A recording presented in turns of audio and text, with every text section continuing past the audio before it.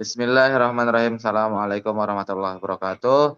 Waalaikumsalam warahmatullahi Teman-teman wabarakatuh. semua dan Bu Sari selaku mata kuliah komunikasi antaragama.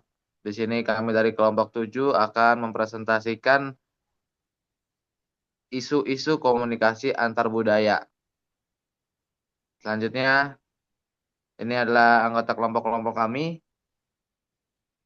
Ada Muhammad Rizky Syabani, Syauqil Kirobi, saya sendiri, Nafisa Aska Sabira, Anissa Nur Fajrina, dan terakhir Syifa Fajriyah. Boleh di next? Ya, ini adalah pokok pembahasan yang akan kami bahas pada presentasi kali ini. Yang pertama yakni pengertian dan pentingnya komunikasi antar budaya. Selanjutnya hambatan dalam komunikasi antar budaya. Selanjutnya isu-isu utama dalam komunikasi antar budaya. Selanjutnya dampak dan strategi menghadapi isu komunikasi antar budaya. Yang kelima studi kasus dan terakhir ditutup dengan kesimpulan oleh kami. Boleh langsung masuk ke pengertian dan pentingnya komunikasi antar budaya yang akan dijelaskan oleh kelompok kami. Oke, baik. Terima kasih pada Soki. Yang pertama, materi yang pertama yaitu pengertian komunikasi antar budaya. Pengertian komunikasi antar budaya yaitu suatu proses penyampaian dan pertukaran pesan antara individu atau kelompok yang berasal dari budaya. Latar belakang sosial, bahasa, nilai, norma, dan cara pandang yang berbeda. Fokus utama dari komunikasi ini adalah bagaimana perbedaan budaya mempengaruhi cara orang berkomunikasi, menafsirkan pesan, bereaksi, serta membangun hubungan sosial.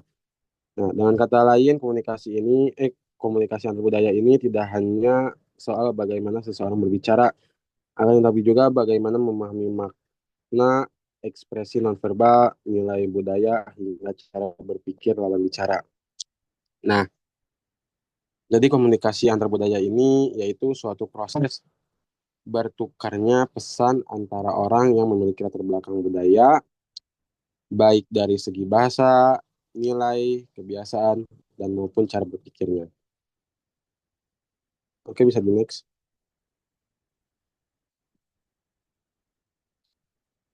Yang kedua itu ada pentingnya komunikasi antar budaya.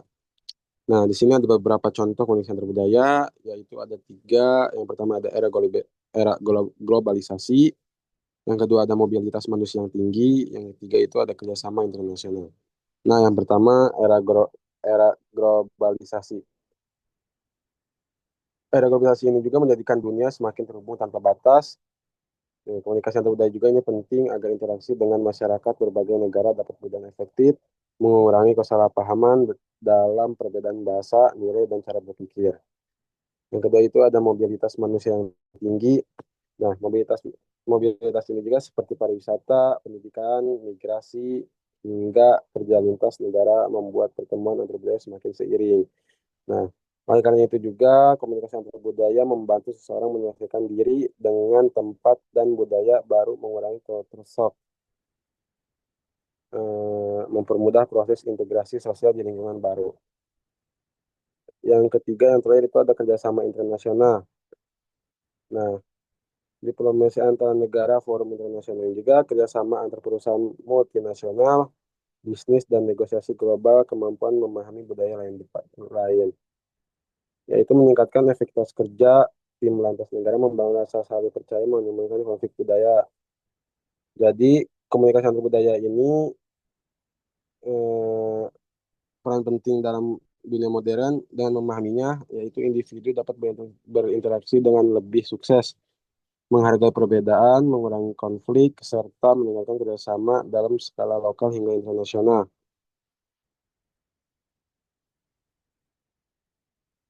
Bisa di next.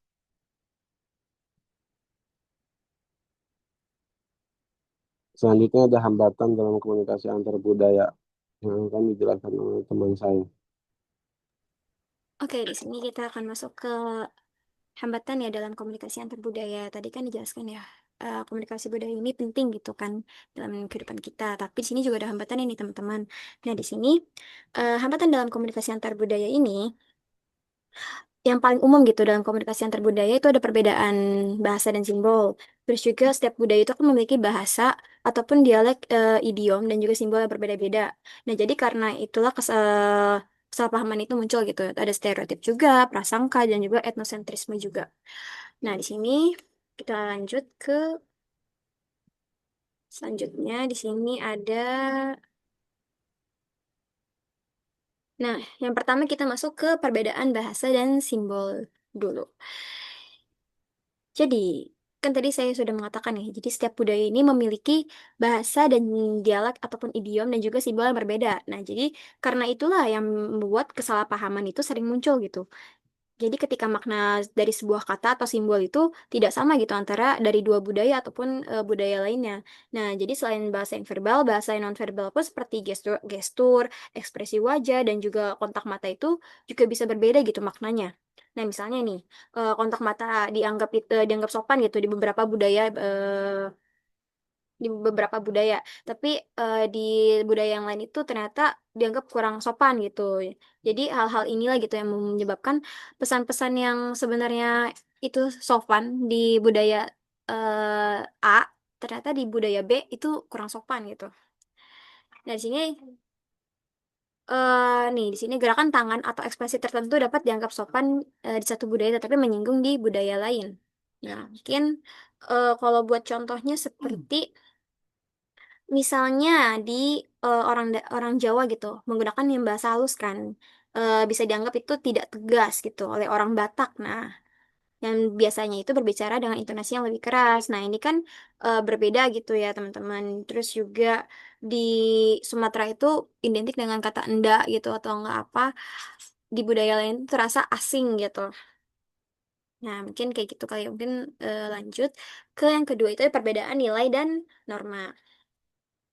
Nah, di sini hambatan yang kedua ini adalah perbedaan nilai dan norma. Nah, jadi nilai ini adalah keyakinan gitu yang dianggap penting oleh suatu budaya, sedangkan norma itu adalah aturan perilaku dalam budaya tersebut. Jadi ketika seseorang dari budaya yang berbeda ini berinteraksi, nah nilai yang ia pegang itu bisa membuatnya menafsirkan pesan dengan cara yang berbeda. Nah, contohnya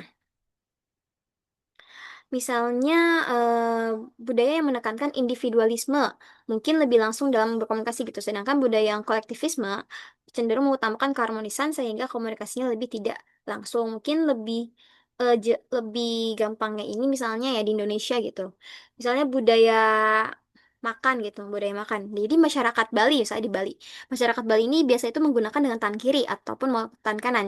Tapi pada makanan tertentu ya, tapi di beberapa daerah itu ada juga yang menganggap tangan kiri itu kan nggak sopan gitu ya. Terus juga untuk cara berkomunikasi orang Minang ataupun Batak itu kan bicara itu belak-belakan ya. Nah, di budaya budaya Jawa itu mungkin bisa cenderung halus dan juga bisa basa-basi gitu di maknanya. Nah, itu mungkin yang jadi hambatannya juga gitu. Oke, lanjut. Nah, di sini yang ketiga di sini ada stereotip, ada stereotip. Nah, besi stereotip itu. Nah, jadi stereotip ini tuh adalah generalisasi atau anggapan yang berlebihan gitu tentang suatu kelompok budaya. Jadi ketika kita menggunakan stereotip, nah kita ini seringkali menilai seseorang itu hanya berdasarkan kelompoknya gitu. Jadi bukan berdasarkan dari individunya itu sendiri. Jadi dia ini melihat melihat kelompoknya gitu.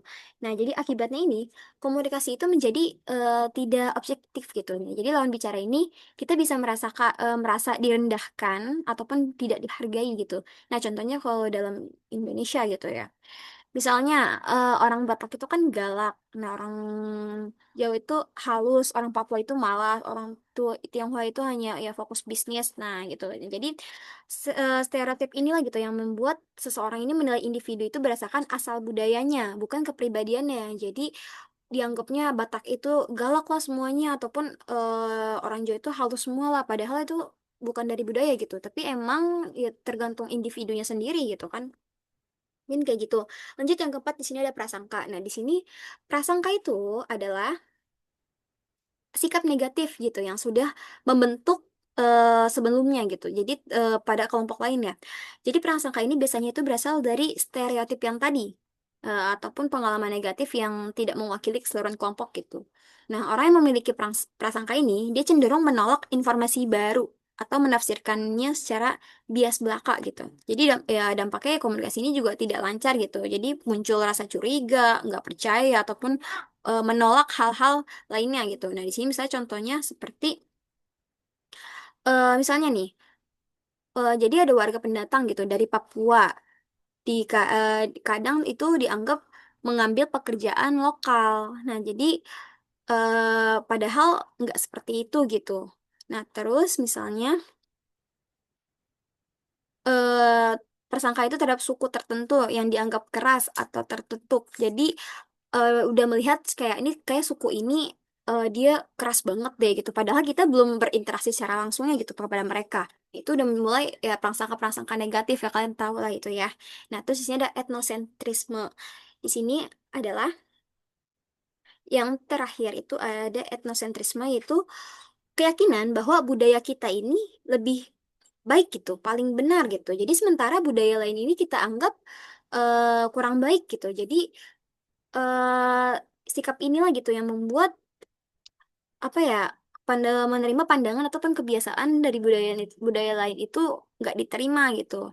Nah, contohnya misalnya seperti kayak bahasa daerah kali ya, bahasa daerah sendiri gitu. Dianggap yang paling sopan atau paling baik. Nah, di sini ya menilai sehingga menilai bahasa daerah lain itu ya kasar gitu atau tidak berbudaya. Terus juga merasa pakaiannya itu lebih sopan dibandingkan budaya lain gitu ataupun pekerjaan gitu. Nah, itu bisa tuh menjadikan hal-hal ini menjadi dampak ataupun hambatan gitu terhadap komunikasi antar budaya. Nah, mungkin itu yang bisa saya sampaikan. Selanjutnya akan dijelaskan oleh teman saya. Oke, terima kasih Nisa. Selanjutnya ini adalah isu-isu utama dalam komunikasi antar budaya. Sebenarnya ada banyak sekali isu-isu utama ya yang menjadi topik pembicaraan dalam kasus komunikasi antar budaya. Namun di sini ada 5 teratas dari beberapa sumber. Yang pertama yakni adalah identitas budaya dan persepsi diri. Ya. Jadi identitas budaya dan persepsi diri ini adalah isu yang berkaitan dengan bagaimana seseorang mendefinisikan dirinya berdasarkan keanggotaannya dalam suatu kelompok budaya atau identitas budaya. Identitas budaya ini meliputi aspek seperti kebangsaan, etnis, agama, dan tentunya bahasa, sehingga memiliki dampak dalam komunikasi antar budaya, yakni kesadaran akan identitas diri dan identitas orang lain sangat penting. Persepsi diri yang kaku dapat menyebabkan etnosentrisme atau menganggap budaya sendiri lebih superior, seperti yang dijelaskan sebelumnya, yang menghambat penerimaan pesan atau perspektif dari budaya lain. Sebaliknya, ketika persepsi diri yang terlalu rapuh, itu bisa menyebabkan seseorang atau individu kehilangan jati dirinya saat berinteraksi dengan budaya yang dominan. Selanjutnya adalah konflik nilai. Konflik nilai ini kami mengambil nilai kolektivisme dan individualisme, high or low context culture ya. Isu ini adalah isu yang sentral karena nilai-nilai fundamental atau penting pada budaya menentukan perilaku dan harapan komunikasi. Kolektivisme ini tunggu dulu. Jadi dalam isu ini menggambarkan apakah suatu budaya menekankan kepentingan kelompok, kolektivisme, atau kepentingan individu gitu. Contohnya itu kalau kolektivisme biasanya kalau tadi contoh-contohnya lokal, sekarang mungkin mancanegara. Kolektivisme itu Indonesia biasanya dan Jepang. Sementara individualis itu rata-rata berada di negara-negara barat seperti Amerika ataupun Australia gitu. Konflik ini muncul ketika seorang individualis menganggap kolektivis ini tidak asertif gitu. Asertif ini adalah dia terbuka namun masih menjaga perasaan orang lain sehingga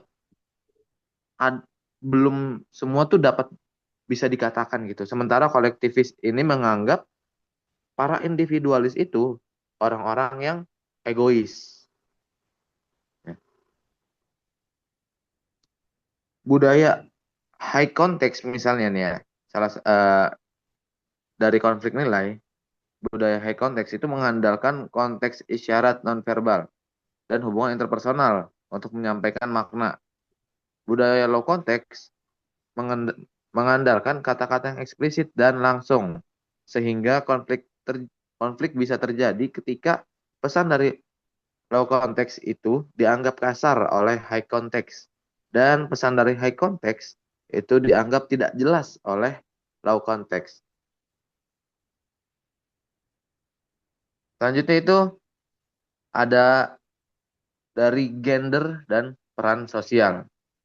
Isu ini menyangkut bagaimana norma budaya mendefinisikan peran, harapan, dan perilaku yang pantas berdasarkan gender. Peran sosial juga mencakup hierarki usia, status, atau kekuasaan. Sehingga berdampak pada komunikasi, yakni peran gender dan sosial memengaruhi cara orang berbicara, kepada siapa mereka berbicara, dan jenis bahasa yang mereka gunakan. Misalnya, dalam beberapa budaya, kontak mata langsung dari wanita ke pria dapat dianggap tidak sopan, atau seseorang harus menggunakan bentuk bahasa hormat, seperti tingkat tutur di Jawa, ketika berbicara dengan orang yang lebih tua atau berstatus lebih tinggi. Serta mengabaikan perbedaan peran ini dapat menyebabkan kesalahpahaman atau pelanggaran norma. Selanjutnya yakni adaptasi budaya. Adaptasi budaya di sini adalah sesuatu yang muncul dari berpindahnya seseorang ke lingkungan budaya yang baru dan harus menyesuaikan diri. Dan ada tiga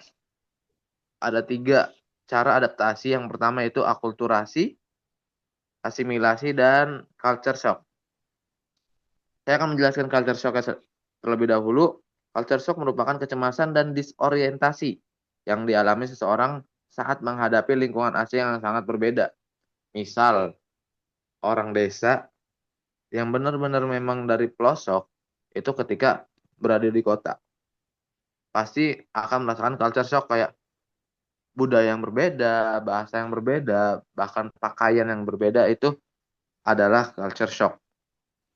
Selanjutnya, akulturasi. Proses di mana seseorang mengadopsi elemen budaya baru sambil tetap mempertahankan budaya aslinya, yang biasanya ini dianggap sebagai cara adaptasi yang positif. Dan kebalikannya, asimilasi adalah proses di mana seseorang melepaskan budaya aslinya sepenuhnya dan mengadopsi budaya tuan rumah atau yang baru. Dan ini biasanya dikategorikan sebagai cara adaptasi yang negatif. Dampak dari eh, ketiganya ini, isu-isu ini secara langsung mempengaruhi kemampuan seseorang untuk berkomunikasi secara efektif. Seseorang yang mengalami culture shock mungkin menjadi lebih tertutup dan menarik diri, atau sangat kritis terhadap budaya baru sehingga komunikasi menjadi terhambat dibanding dengan dua cara adaptasi lainnya. Dan terakhir adalah globalisasi dan budaya lokal. Isu ini adalah benturan antara arus budaya global, seringkali didominasi oleh media barat, dan nilai-nilai serta tradisi budaya lokal suatu masyarakat. Apa sih yang menjadi dampak daripada globalisasi dan budaya lokal? Globalisasi mempercepat komunikasi antar budaya dan menyebarkan norma-norma tertentu. Misalnya seperti bahasa Inggris, pop culture, ataupun mode. Dampaknya terjadi homogenisasi budaya atau penyeragaman. Di satu sisi, penyeragaman di satu sisi. Tetapi juga muncul gerakan penguatan budaya lokal atau resistensi. Di sisi lain, dalam komunikasi ini ini dapat memicu konflik mengenai penggunaan bahasa, baik bahasa lokal maupun bahasa global, atau konflik nilai antara generasi tua yang generasi terdahulu yang tradisional dan generasi muda yang telah terpengaruh globalisasi. Sehingga isu-isu kelima isu ini ya menunjukkan bahwa komunikasi antar budaya lebih dari sekedar perbedaan bahasa. Ini adalah tentang bagaimana perbedaan cara pandang dunia yang mendalam bertemu dan bernegosiasi. Selanjutnya, boleh di next.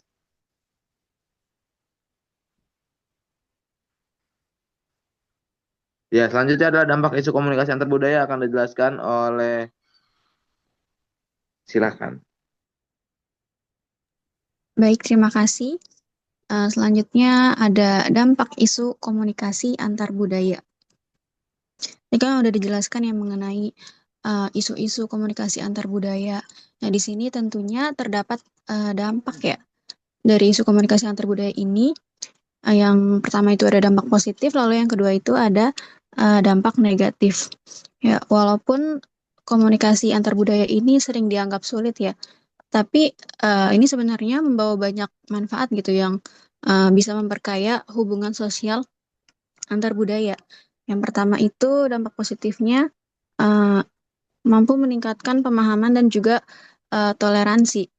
Ya, jadi semakin sering kita berinteraksi dengan orang dari budaya lain, semakin kita paham juga gitu bahwa nilai, kebiasaan, dan juga cara hidup orang lain itu mungkin berbeda.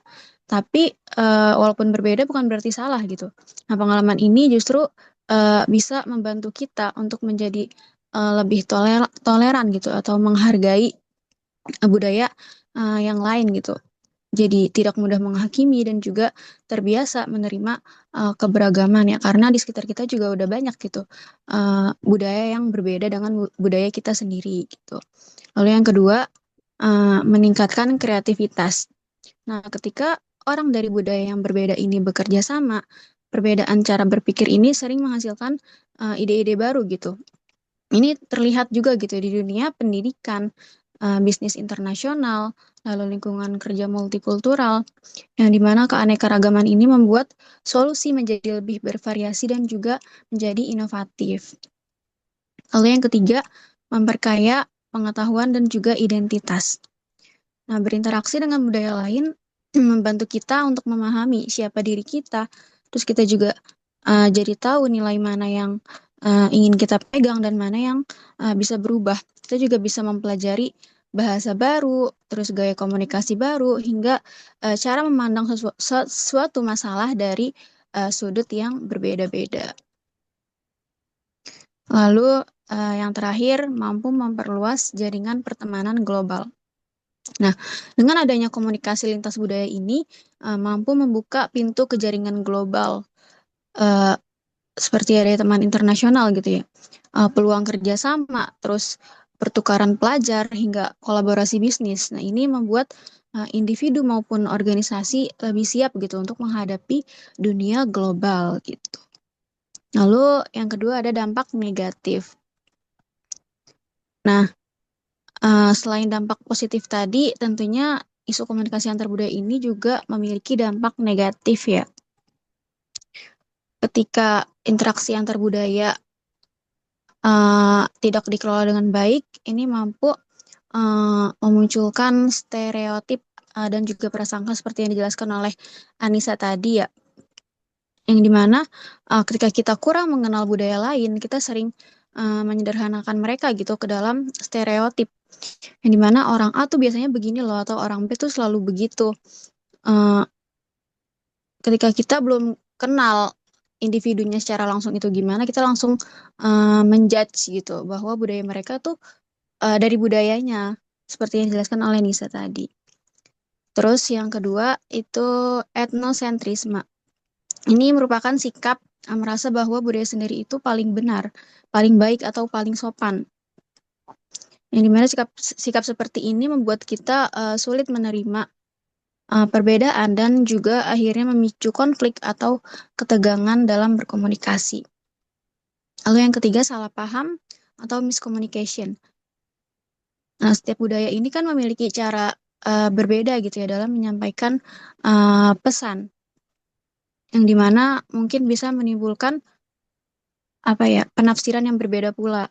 Contohnya eh, sama juga ya udah jelasin sama Nisa juga tadi ada budaya yang eh, berbicara dengan suara yang keras itu dianggap biasa ya kayak suku Batak gitu.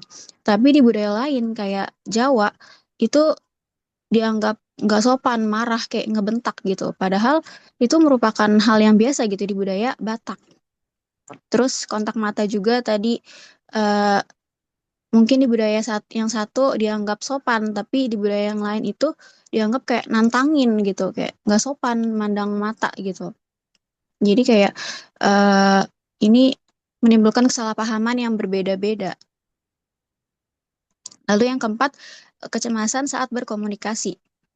Nah, sebagian orang merasa canggung, takut salah, atau merasa tidak nyaman ketika berinteraksi dengan budaya lain. Mereka bisa merasa tegang karena nggak yakin apa yang dianggap sopan atau nggak sopan oleh lawan bicaranya gitu. Oke, balik next.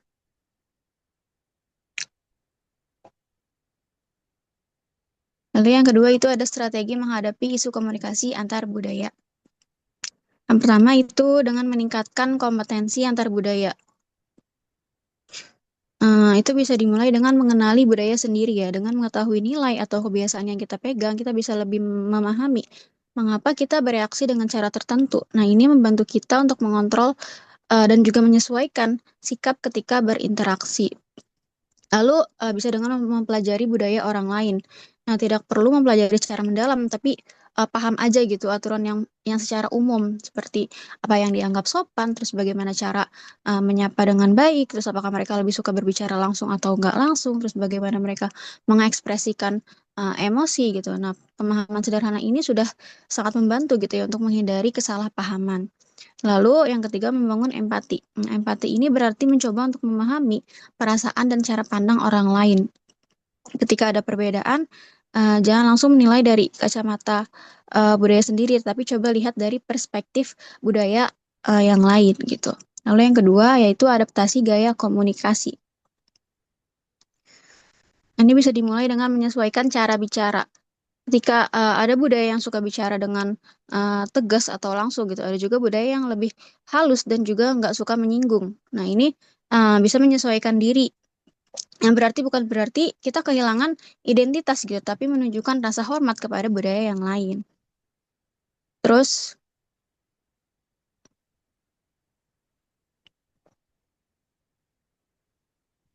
oke, balik next. Nah, yang ketiga itu eh, memahami etika komunikasi digital antar budaya.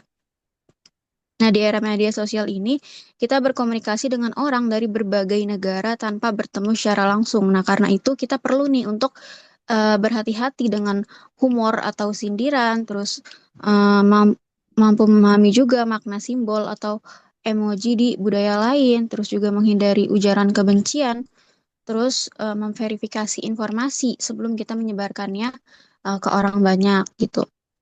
Lalu yang keempat, membangun dialog yang terbuka. Kita harus menciptakan ruang yang aman gitu untuk berdiskusi tanpa takut dihakimi. Dialog antar budaya ini bisa dilakukan melalui yang pertama itu ada forum kampus, terus diskusi komunitas, kegiatan kolaborasi, dan juga acara budaya tertentu.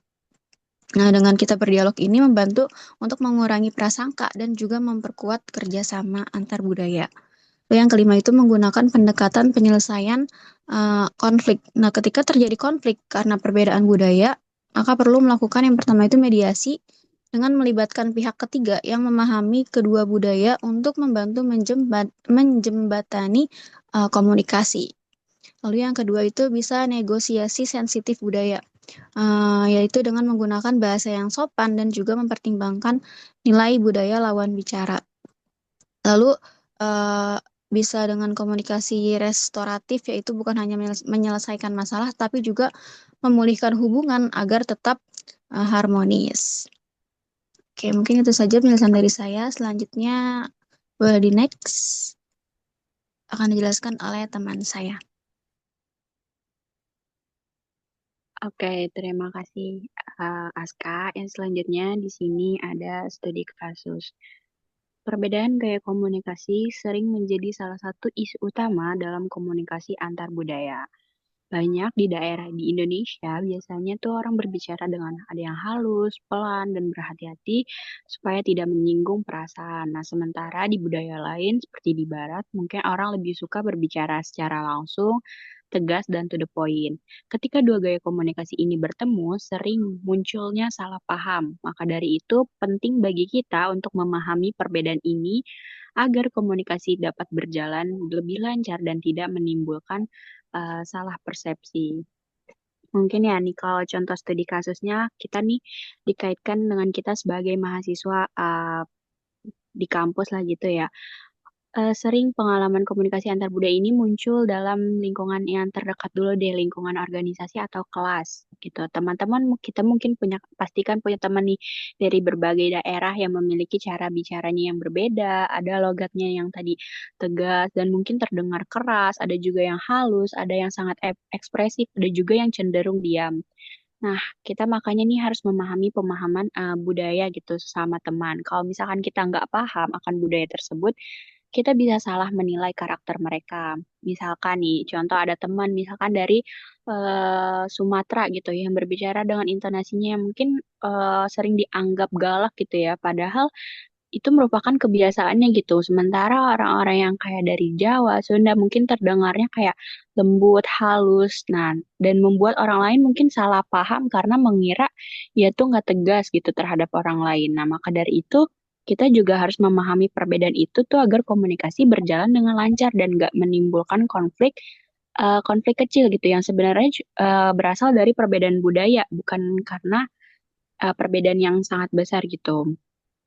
Terus selanjutnya itu mungkin uh, pengalaman saya gitu ya di organisasi mengikuti proker pengabdian masyarakat gitu ya kemarin yang kita datang ke sebuah desa gitu untuk memberikan pengajaran atau penyuluhan gitu. Nah, pastikan kita tuh datang ke sebuah tempat yang pastinya punya nilai dan adat setempat dan punya cara berkomunikasinya yang pastinya berbeda gitu. Nggak mungkin juga kita langsung mengumpulkan warga gitu tanpa meminta izin terlebih dahulu. Mungkin mereka bakal merasa tersinggung karena dalam budaya mereka kan tata hubungan sosial ini sangat dijunjung tinggi.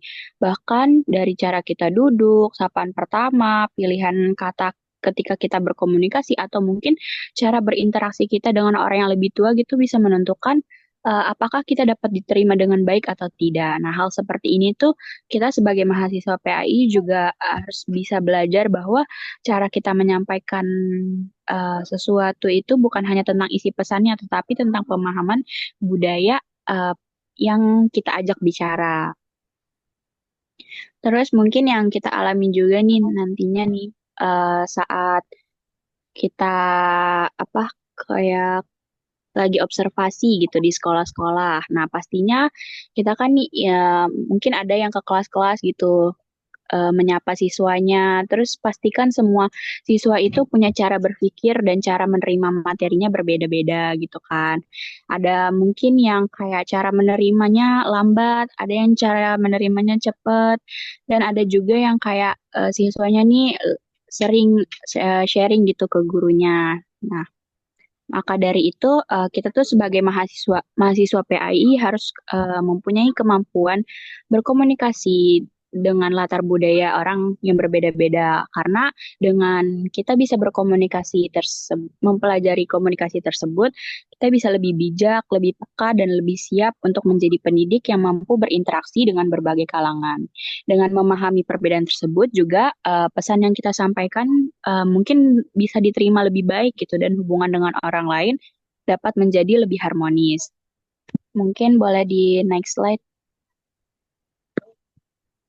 Nah, ini kesimpulannya dari tentang isu-isu komunikasi antar budaya ini yaitu perbedaan gaya komunikasi antar budaya bukanlah suatu hambatan, tetapi suatu yang perlu dipahami agar tidak menjadi salah paham. Dengan memahami komunikasi antar budaya secara mendalam, kita bisa mempelajari bagaimana cara menyesuaikan, cara berbicara, cara menyampaikan, dan cara berinteraksi agar pesan yang kita sampaikan itu dapat diterima dengan baik oleh setiap orang, apapun latar belakangnya.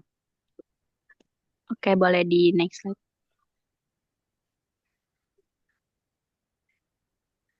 Oke, mungkin Oke, saya kembalian kepada ya. moderator. Oke. Terima kasih buat teman-teman presentator yang telah mempresentasikan. Jika ada pertanyaan, boleh ditulis di kolom komentar atau di kolom Google Classroom bagi teman-teman yang ingin bertanya. Semoga materi kali ini dapat memberikan insight baru dan dapat diamalkan baik bagi kami terutama umumnya kepada teman-teman sekalian. Kami tutup. Terima kasih. Kurang lebihnya mohon maaf. Assalamualaikum warahmatullahi wabarakatuh. Waalaikumsalam warahmatullahi wabarakatuh.